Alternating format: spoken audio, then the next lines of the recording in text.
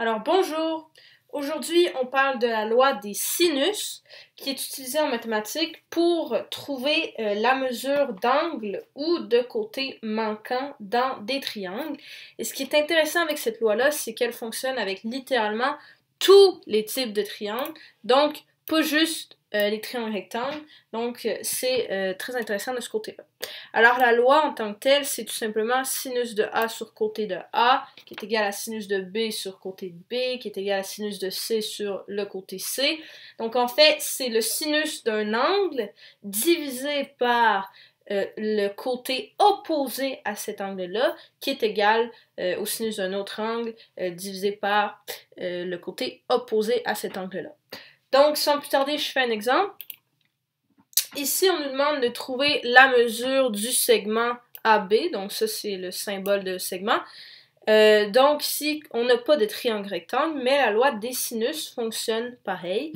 Donc, on a deux angles qui nous sont donnés, soit l'angle A qui est de 65 degrés et l'angle B qui est de 55 degrés. Et on a le côté ici, segment BC, qui est de 30 cm. Donc là, je vais placer les lettres des côtés pour mieux voir. Comme j'ai dit, c'est tout le temps le côté opposé à l'angle qui correspond à cet angle-là. Donc, je vais mettre petit a qui est le côté opposé à l'angle A. Ici, petit c qui est le côté opposé à l'angle C, qui est juste ici. Et ici, petit b qui est le côté opposé à l'angle de 55 degrés, qui est l'angle B. Comme on nous demande de trouver la mesure du segment AB, ben en fait, ce qu'on veut, c'est de trouver la mesure du petit côté C. Donc, on sait que dans notre formule, on va être obligé de voir apparaître le C. Donc, ça va être sinus de C sur petit c qui est égal à. Et là, est-ce qu'on va prendre sinus de A ou sinus de B?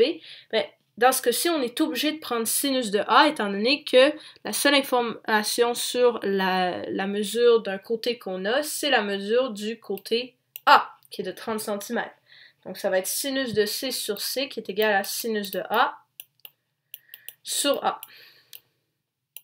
Donc, en faisant un simple produit croisé, on sait que petit c, en fait, ça va être égal à sinus de C fois A sur sinus de A. Donc, c'est une règle de 3. En fait, on a isolé le C. Et là, quand on regarde, on a A qui est 30 cm, on a le sinus de grand A qui est de sinus de 65 degrés. Par contre, on n'a toujours pas l'angle C qui est juste ici. Donc, on va aller le trouver. Alors, la mesure de l'angle C, ben, on sait que la somme des angles intérieurs d'un triangle est toujours de 180 degrés. Donc, ça va tout simplement être 180 moins 65 plus 55. Et ça, si vous faites le calcul, ça vous donne 60 degrés. Donc, C, ça va être égal à sinus de 60 fois 30 divisé par sinus de 65. Et ça nous donne environ 28,7 cm. Donc, c'est aussi simple que ça. Maintenant, je fais un dernier exemple avec, cette fois-ci, une mesure d'angle qu'il faut trouver. Ici, on nous demande la mesure de l'angle B. Donc, cet angle qui est ici, là. On sait que petit b, toujours opposé, c'est égal à 40 cm, que petit c, c'est égal à 35 cm, et petit a, bon, on l'a pas, donc on ne l'utilisera pas. Donc, on va utiliser ici c et b. Alors, on va dire que sinus de b est égal à petit sur b, c'est-à-dire est égal à sinus de grand C sur petit c. Donc, on veut l'angle B. Alors, à ce moment-là, pour trouver la mesure d'un angle avec un sinus, il faut faire la fonction trigonométrique inverse. Et ça, c'est arc sinus. Donc, arc sinus ou arc sin. Il va falloir faire pour enlever, c'est comme si on voulait enlever le sinus. On ne peut pas tout simplement écrire c'est égal à sinus de B. Donc, on va utiliser arc sinus. Et sur la calculatrice, c'est pas écrit arc-sinus, c'est écrit sin moins 1. Donc souvent, on doit aller en deuxième fonction sur les calculatrices et écrire et mettre sin moins 1. Et c'est exactement ce qu'on va faire avec cet exemple-ci. Donc on sait que, bon, sinus de B, c'est ce qu'on cherche, sur B, donc sur 40, est égal à sinus de C, donc sinus de 55, sur C, donc 35.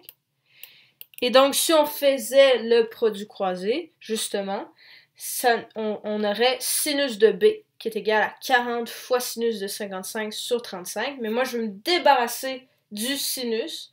Alors, la seule façon de faire ça, je vais écrire B, c'est égal à arc-sin, ou encore sin moins 1, si vous préférez écrire ça, de 40 fois sinus de 55 sur 35. Et ça me donne 69,4 degrés. Donc, ça me donne un angle. Cependant, cet exemple-ci a été choisi par exprès parce que on voit très bien que l'angle B, c'est pas un angle aigu, c'est un angle obtus. À ce moment-là, quand on utilise les fonctions trigonométriques sur la calculatrice nous donne tout le temps la plus petite valeur qu'on peut avoir qui correspond à ce sinus-là. Mais là, comme on voit que c'est un angle obtus, nous, ce qu'on va aller faire, c'est tout simplement soustraire 69,4 à 180. Donc, en réalité, la vraie mesure de l'angle B, ça va être égal à 180 moins 69,4. Et ça nous donne 110,6. Et ça fait du sens puisque c'est plus grand que 90 degrés. Donc, c'est un angle obtus. Alors, dorénavant, quand on a des angles obtus, il va tout le temps être vigilant. Et il va falloir... va tout le temps falloir être vigilant, c'est-à-dire, et il va falloir faire une soustraction là, avec 180 degrés pour que ça fonctionne.